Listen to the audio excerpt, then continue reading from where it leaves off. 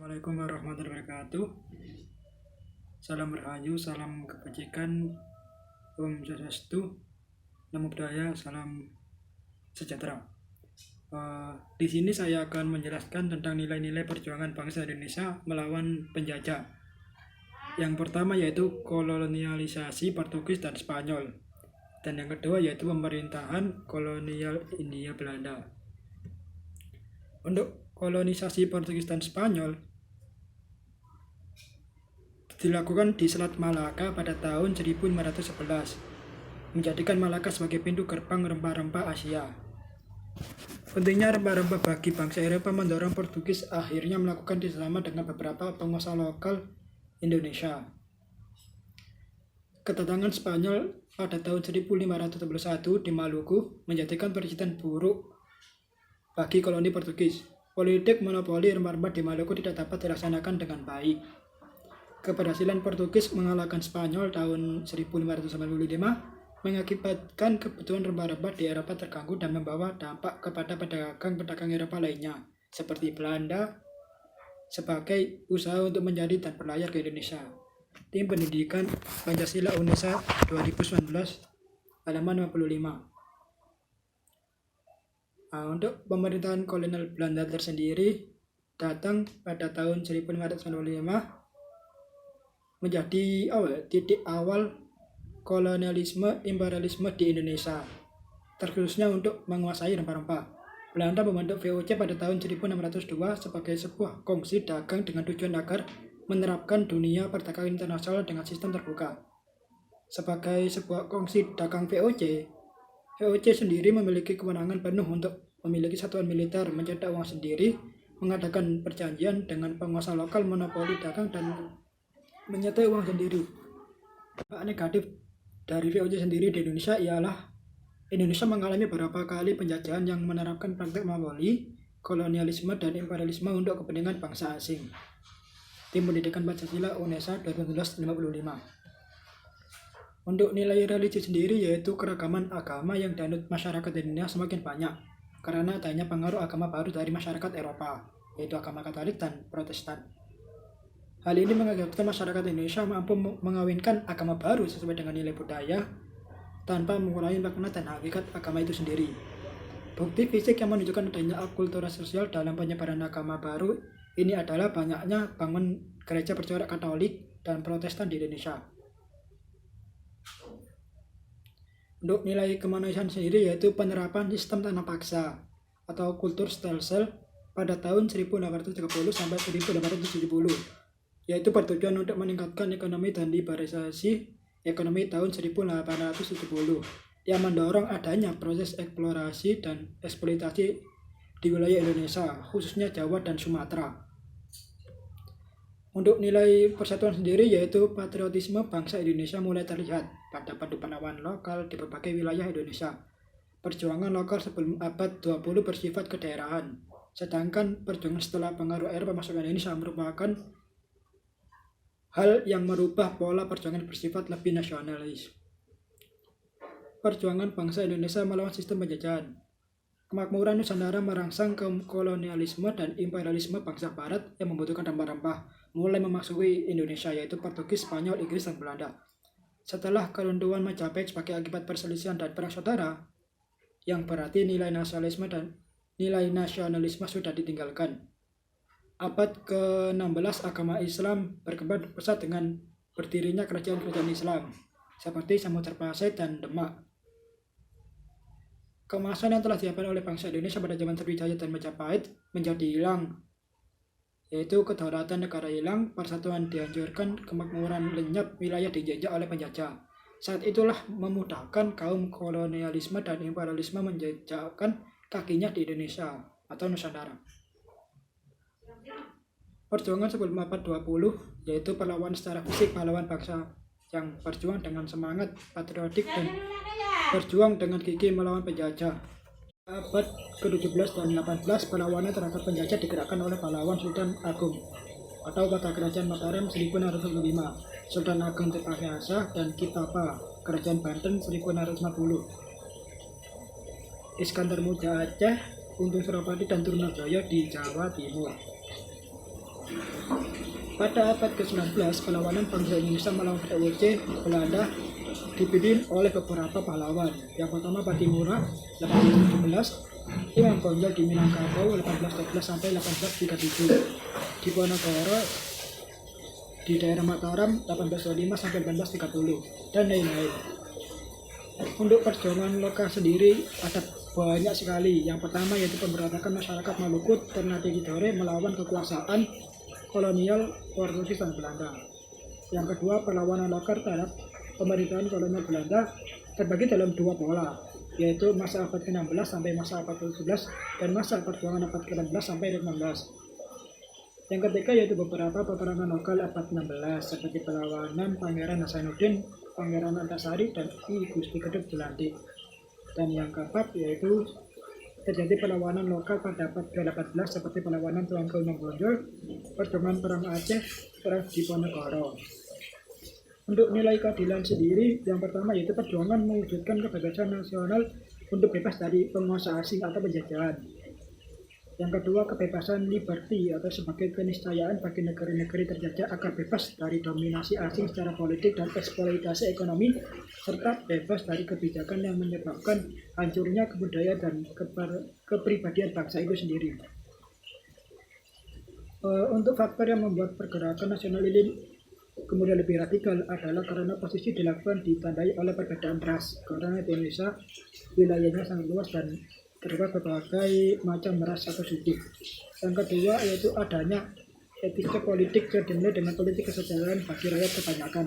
Justru adanya berita-berita tentang kemerosotan kehidupan rakyat.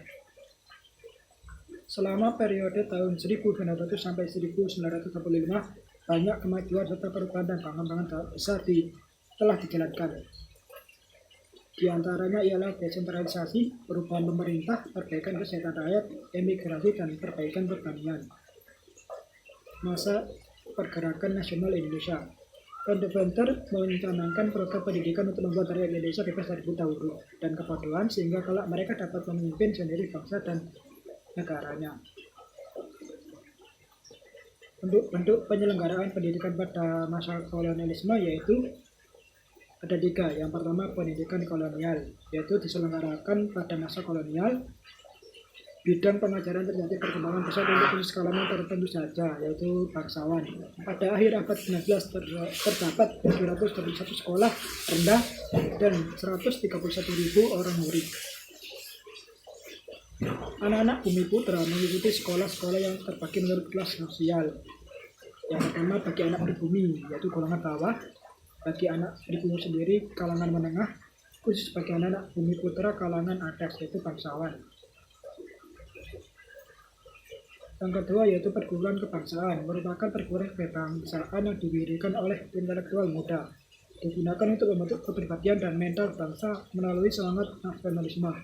Sekolah ini tidak mengenal diskriminasi dalam hal derajat perekonomian maupun keturunan. Yang ketiga yaitu perguruan-perguruannya yang perguruan kebangsaan, yaitu perguruan pramahasiswa yang didirikan oleh Suwardi Suryaningrat di Jogja, perguruan kayu tanam atau INS yang didirikan oleh Muhammad Syafi'i di Jawa Barat, di Sumatera Barat, dan yang ketiga yaitu perguruan kesatriaan. Sekolah ini didirikan oleh ESE Dawes Daker pada tahun 1924. Dan yang terakhir adalah perguruan rakyat. Pendidikan perguruan Islam sendiri ada banyak di Indonesia. Yang pertama yaitu Muhammadiyah, Pesantren Persatuan Islam atau PERSIS, dan Nahdlatul Ulama atau NU. Manifestasi nasionalisme atau kesatuan nasional. Yang pertama yaitu perjuangan mewujudkan persatuan nasional dalam wujud persatuan dalam bidang politik, ekonomi, sosial, dan kebudayaan. Perjuangan mewujudkan kebebasan nasional untuk bebas dari campur tangan dunia luar dan kebebasan dari kekuatan-kekuatan internal tidak bersifat nasional atau memberontak.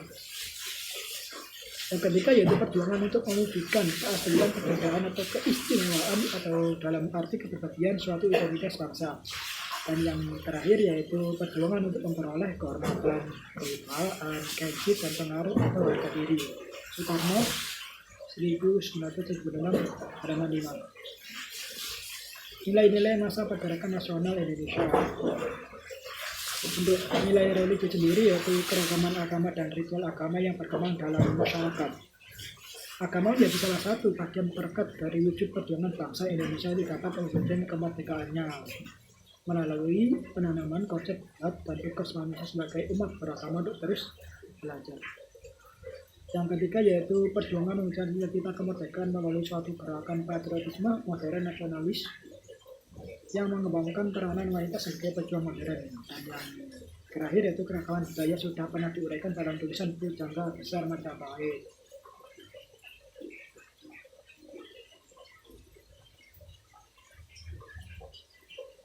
Kolonisasi bangsa Portugis. Posisi Portugis sendiri yaitu menguasai Selat Malaka tahun 1511 yang menjadikan Malaka sebagai pintu gerbang pusat rempah-rempah Asia. Pentingnya perang rempah-rempah bagi bangsa Indonesia mendorong Portugis melakukan beberapa kerjasama dengan beberapa penguasa lokal di Indonesia. Kondisi mendorong bahwa Portugis mulai melakukan ekspansinya ke wilayah Maluku sebagai pusat perkebunan rempah-rempah terutama lada, pala, dan cengkeh. Untuk kolonisasi bangsa Spanyol yaitu Spanyol datang di Maluku pada tahun 1621 yang menjadi presiden buruk bagi koloni Portugis. Karena hal tersebut membuat monopoli rempah-rempah yang dilaksanakan di Maluku tidak dapat dilaksanakan dengan baik karena gabungan dari Spanyol. Spanyol berdagang dengan masyarakat Maluku sejak 1571 sampai 1574 melalui perjanjian Zaragoza. Akhirnya Spanyol memberikan kolonisasi ke Filipina. Keberhasilan Portugis dalam mengalahkan Spanyol pada tahun 1645 mengakibatkan kebetulan rempah-rempah di Eropa terganggu dan hal itu berdampak kepada perdagangan bangsa Eropa yang lainnya. Yang ketiga yaitu kolonial Hindia Belanda. Kedatangan Belanda tahun 1595 ke Indonesia menjadi titik awal kolonialisme imperialisme di Indonesia. Belanda membentuk VOC pada tahun 1602 sebagai sebuah kongsi dagang Belanda di Indonesia dengan kewenangan penuh untuk memiliki satu satuan militer, yang kedua mencipta uang sendiri, ketiga mengadakan perjanjian dengan penguasa lokal, keempat monopoli dagang, dan kelima mencetak mata uang sendiri. Perjuangan dan nilainya dalam artian keberadaan Indonesia yang strategis ternyata mengalami beberapa kali penjajahan. Kondisi ini menimbulkan adanya beberapa pergolakan dan pemberontakan yang masih bersifat kedaerahan di hampir sebagian besar wilayah Indonesia. Nilai kejuangan ini menjadi cita-cita perjuangan bangsa Indonesia yang sudah lama mengalami penindasan dan kesengsaraan akibat praktik kolonialisme imperialisme bangsa asing. Cita-cita patriotisme bangsa Indonesia ini dicapai dengan cara perjuangan melawan penjajahan barat asing.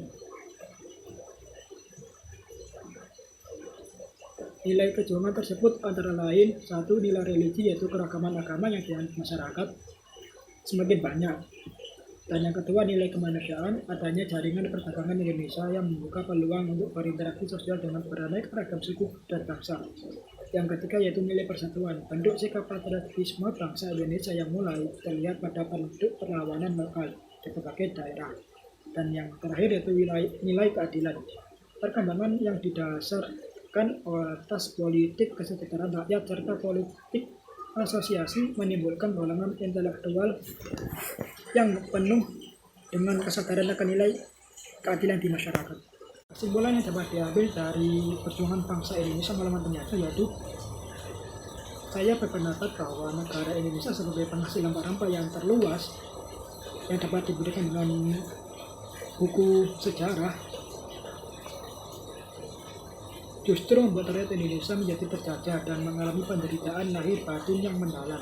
Menghadapi kondisi tersebut, banyak tokoh perjuangan melakukan perlawanan di berbagai daerah untuk membela bangsanya dan juga dapat menimbulkan berbagai nilai kejuangan di masyarakat. Saya ucapkan terima kasih dan sekian. Wassalamualaikum warahmatullahi wabarakatuh.